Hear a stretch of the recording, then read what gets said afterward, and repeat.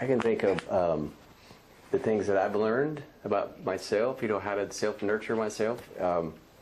It kind of comes down to authenticity and self-nurturing, I think. Because I didn't really, I'm the worst parent in the world. I got all these kids, they're angry kids, and you guys seen the Smurfs? I think 2011's most spiritual movie was the Smurfs.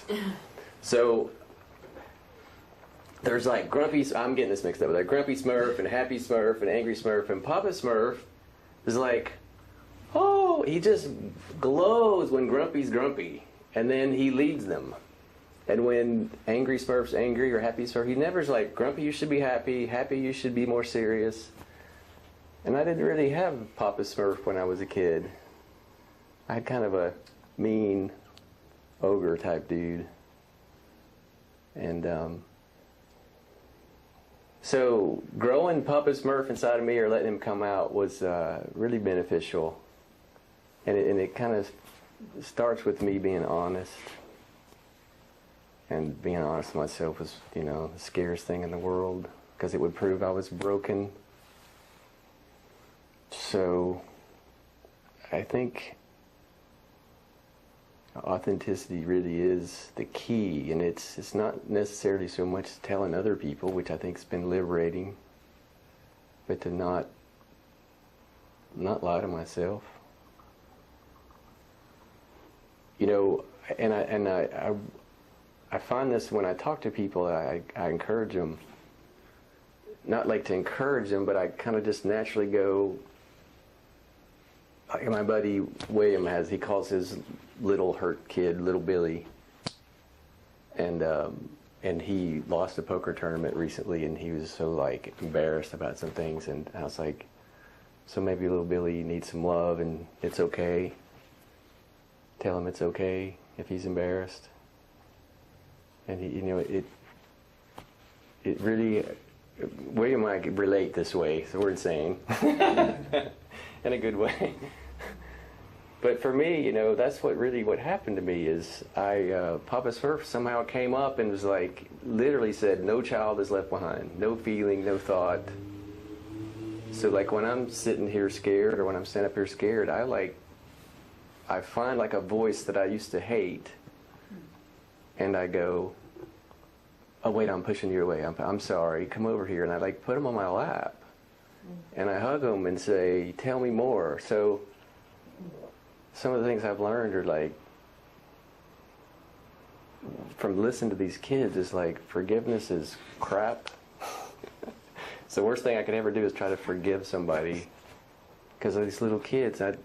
This is just for me. Would never tell someone don't forgive your father or something. I mean, for me, these little kids are really pissed and never got to say it. I shut them up since I was 3 to 5 years old. And they want to say, damn it, I'm pissed. That wasn't right.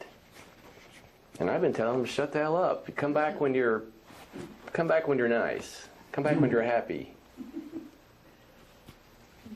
And so it's not really gone so well for me, I've been miserable because I hated, all these pieces of me. And so Papa Smurf's come on board, and he's like, come on, kids, you can be however you want to be. So I think that's kind of the suffering because that's how I've suffered, that I want to help with. I don't know if help's the right word, but I want to, I don't know, when I'm around people, I'm just, if they're upset, I'm loving on their upsetness. And I don't tell them that. Because I know, I find my own, I heard Lee say this, when someone cries, you give us the gift of getting in touch with our own grief. I can find it in everybody. When they're mad, I'm yeah, I'm feeling angry about a million things. Or when somebody's sad, So it's everything in life is a chance for me to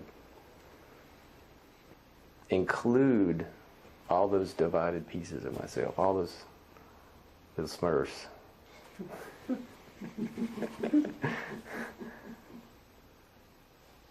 I'll tell you one more thing. So I have this image of me driving a bus, and there's all these little Chucks in the back. And for most of my life, they've been driving the bus, like Angry Chuck and Nobody Loves Me Chuck. And so I've kind of apologized to him and said, I'm going to try to drive the bus as much as possible.